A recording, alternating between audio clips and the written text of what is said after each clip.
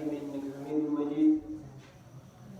عن أبي هريرة رضي الله عنه قال قال رسول الله صلى الله عليه وسلم أفضل الصيام بعد رمضان شهر الله المحرم وأفضل الصلاة بعد الفريضة صلاة الليل رواه مسلم. دماغرانو او عزتمندو مسلمانانو ورونو پرون مونږه درس کې دوه مسائل ذکر کړل.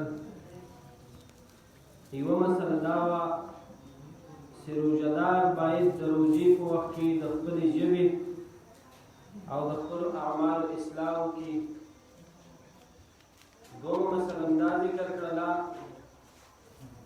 د روزي د خوراک مطابق چې څوک په سهو باندې روژه وخوري په هیره باندې،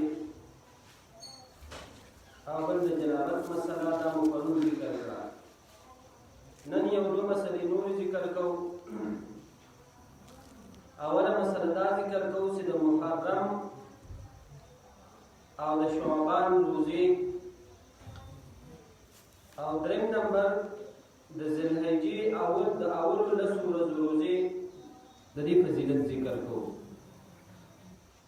ما چې کوم حدیث تلاوت کړو د حضرت ابي هريره رضی الله عنه روایت ده.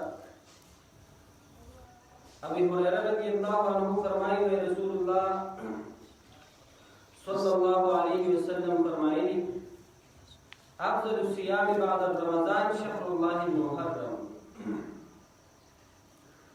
غوره روزي د رمضان د روزو نه وروسته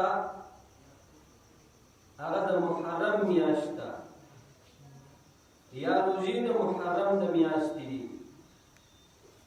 او افضل الصلاة بعد الفریضه صلاة الليل، او د فرض لمونځ نه وروسته د تهجد لمونځ دا غوره عبادت او غوره لمونځ ده. وګوره په دې حدیث کې د محرم د میاشتې د روزو د هغې فضیلت راغی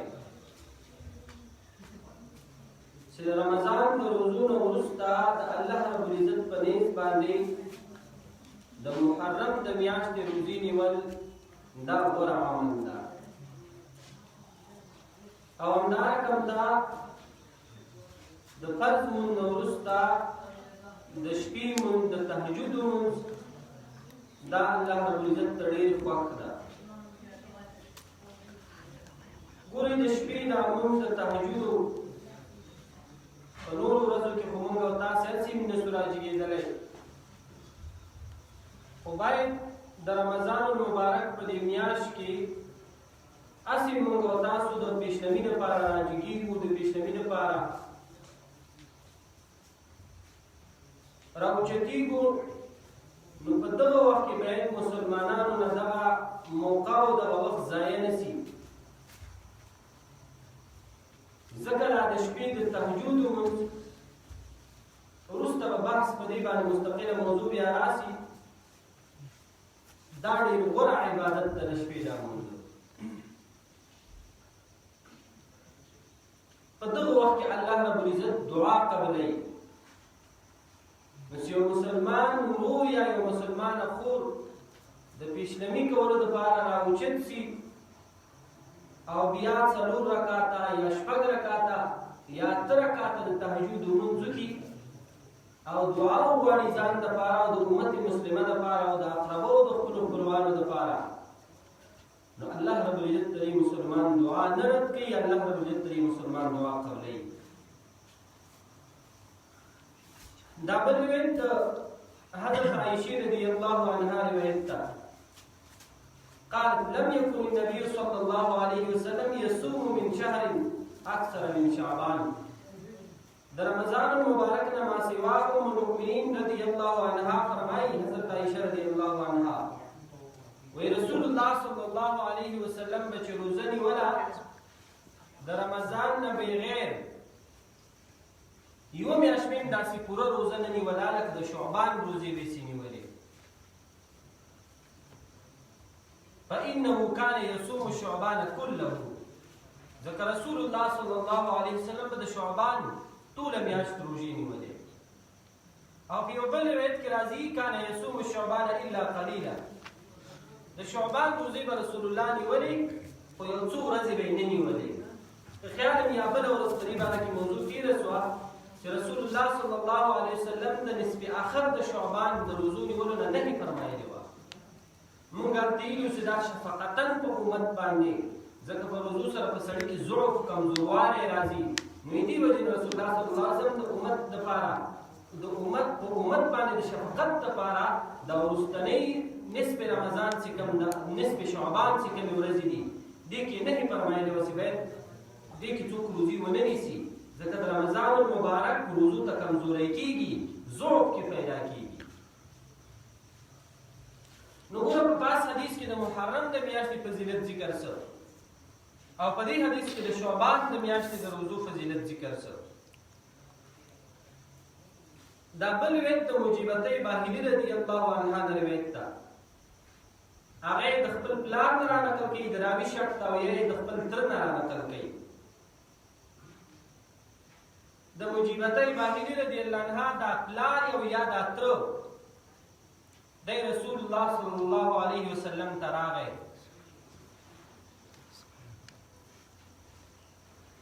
مدینه منورې ته بیا بیرته د مدینه منورې نه لاړ خپل ځای ته یو کال وروسته بیا راغی رسول الله صلی الله علیه وسلم ته همدغه صحابي او قد تغیرت حاله وهیئته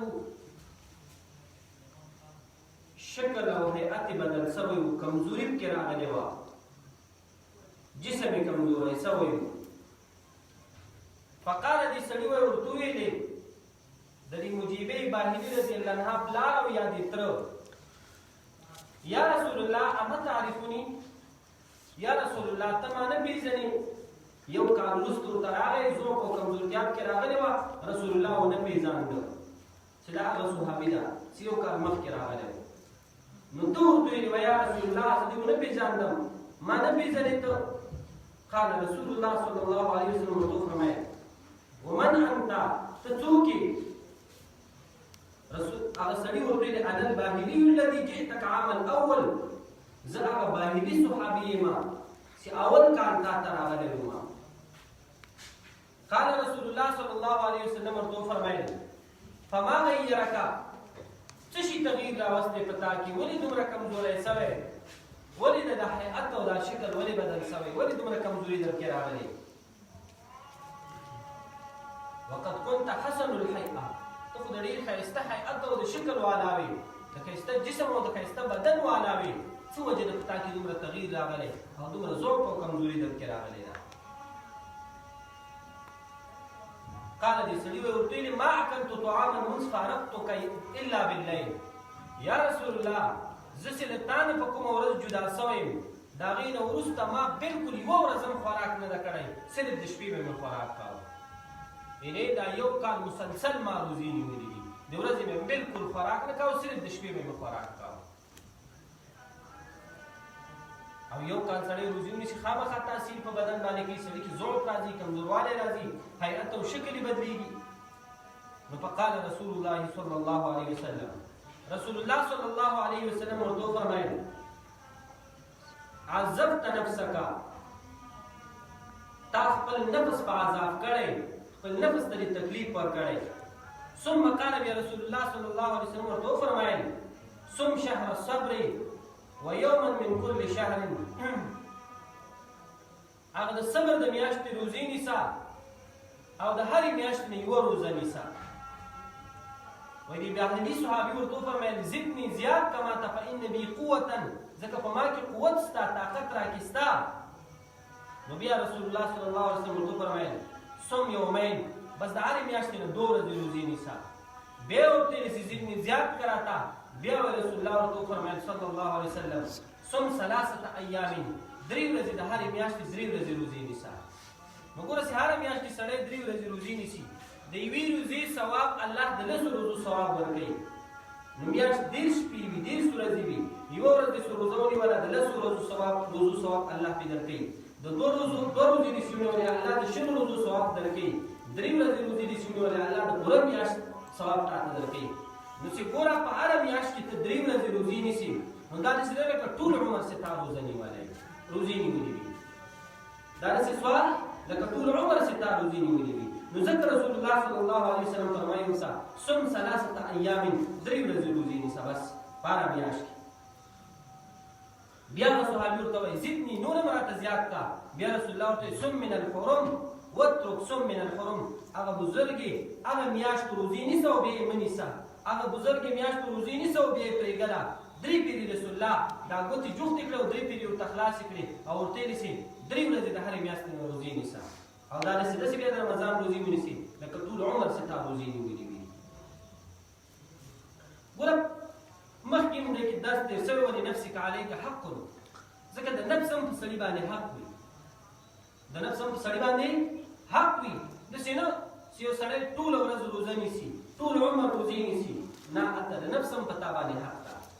نفس ته به خپل حق ورکوي. هر چا ته به خپل حق ورکوي. شریعت او دین اسلام هر چا ته خپل حق ورکړی ده. ګوره عبادت کول هم پکار دي خو خپل نفس ته حق ورکول دا هم پکار دي. نو ګوره په دې ځای کې 2 مسلې اوس موږ ذکر کړلې. یو د شعبان د میاشتې او بل د محرم د میاشتې د روزو. او بله مسله دا شوه چې د هرې میاشتې نه سړی 3 ورځې روزې نیسي دا داسې لکه ټول عمر داسې روزې نیولې وي. بله مسله دا ذکر کوو د ذوالحجې اولنۍ 10 ورځې. دا د ذوالحجې چې کومې اولنۍ 10 ورځې دي دا هم ډېرې مبارکې او عزتمندې ورځې دي. دا روایت د ابن عباس رضی الله عنهما روایت ده. ابن عباس رضی الله عنهما فرمایي وی رسول الله صلی الله علیه وسلم فرمایلی دي ما من ایام العمل الصالح فيها احب الى الله من هذه الايام. ما من ایام نشته داسې ورځې العمل الصالح فيها احب الى الله من هذه الايام چې نیک عمل الله رب العزت ته په دغو ورځو کې غوره وي. یعنې داسې ورځې د دغه ذوالحجې د اولنیو 10 ورځو نه لږ مطلب دا نورې داسې ورځې نشته چې الله ته په هغو ورځو کې عمل صالح ډېر محبوب وي او ډېر خوښ وي ورته. یعنې مطلب دا چې د ذوالحجې په دې اولو ورځو کې عمل صالح الله ته ډېر محبوب ده او ډېر خوښ ده. یعنې ایام العشر هغه 10 ورځې اولنۍ ذوالحجې هغه ته مراد دي. قالوا یا رسول الله صحابه کرام ورته فرمایي یا رسول الله ولا الجهاد فی سبیل الله. آیا جهاد فی سبیل الله هغه هم دغه 10 ورځو کې نیک عمل غوره ده؟ رسول الله صلی الله علیه وسلم ورته فرمایي ولا الجهاد فی سبیل الله او نه جهاد فی سبیل الله. یعنې جهاد فی سبیل الله نه هم دغه 10 ورځو کې عمل صالح دا ډېر غوره ده. هغه 10 ورځې د ذوالحجې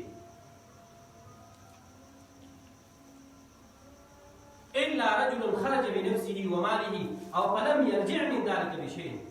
مگر هغه مجاهد چې خپل هم لاړ شي ځان سره خپل مال هم ویسي او واپس نه دی راسي او نه مال بېرته یې واپس راسي. یعنې ځان هم د الله په لار کې شهید کړي او مال هم د الله په لار کې مصرف کړي.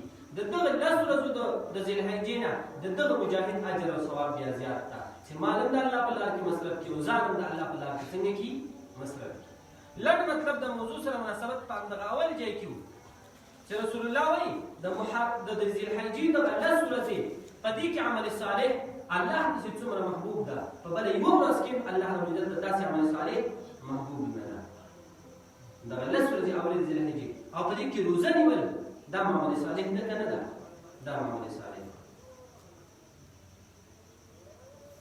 3 نمبر مسله شوه. 4 نمبر مسله د عرفې ورځې روزه نیول او همدارنګه د عاشورا د محرم 10 او یا د محرم 9 او 10 دغه 2 روزې نیول دا هم بهترینې ورځې دي. په دې باندې په دغو ورځو کې روزه نیول د دې ډېر اجر او ثواب ده.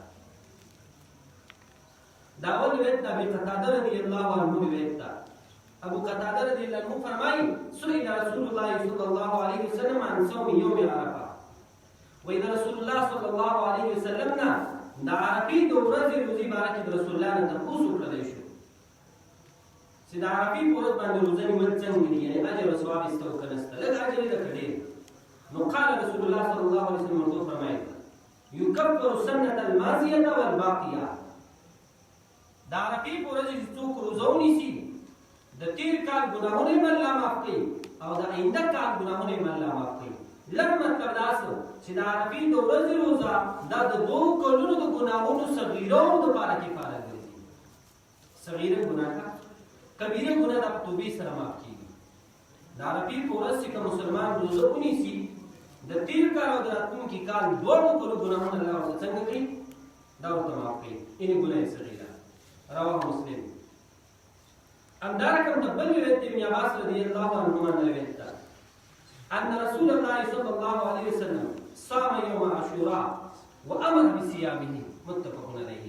ګوره دا پاس روایت د عرفې د ورځې په فضیلت کې او دا روایت د ابن عباس رضی الله عنهما دا د عاشورا د ورځې په فضیلت کې ده. عاشورا لسم د محرم ته وایي. وامر ان رسول الله صلى الله عليه وسلم صام يوم عاشوراء، رسول الله د عاشورا په ورځ روزه نیوله. وامر بصيامه او د هغې ورځې په روزه باندې به امر کوو صحابه کرامو ته چې په دغه ورځ باندې څه شی نیسئ؟ روزه نیسئ.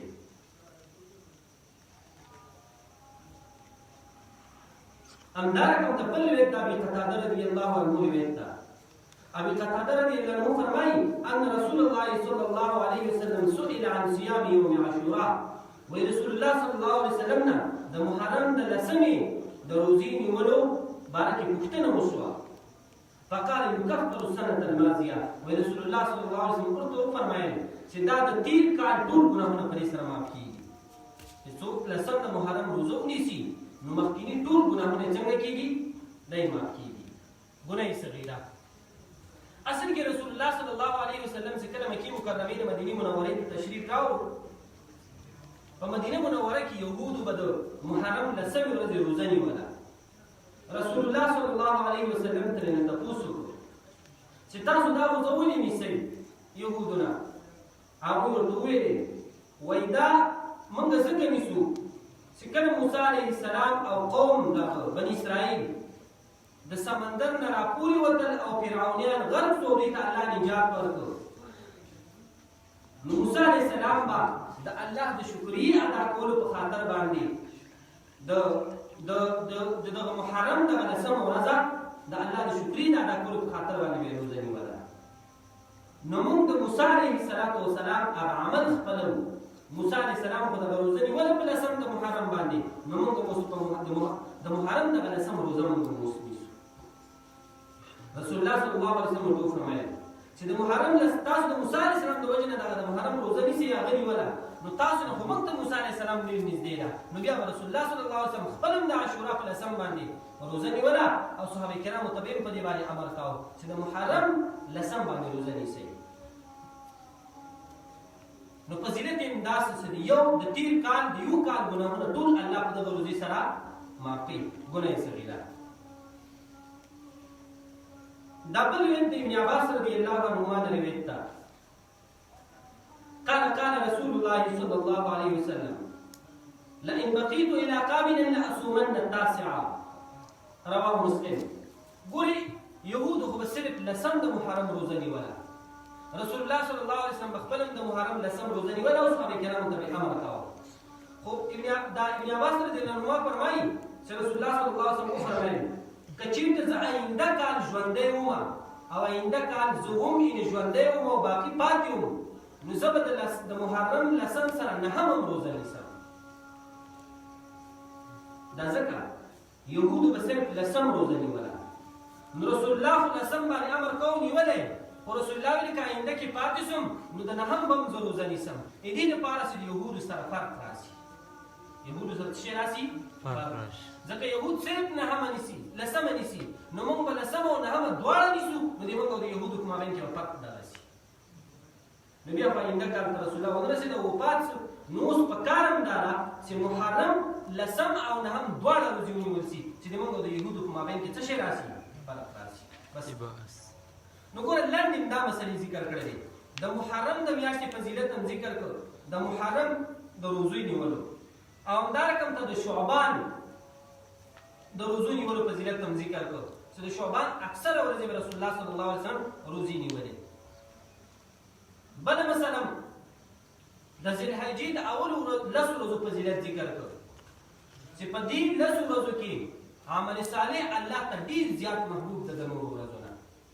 او څلورم نمبر مسله د عرفې ذکر کړله چې د عرفې په ورځ باندې روزه نیول د 2 کلونو ګناهونه معاف کوي الله رب العزت مسلمان ته.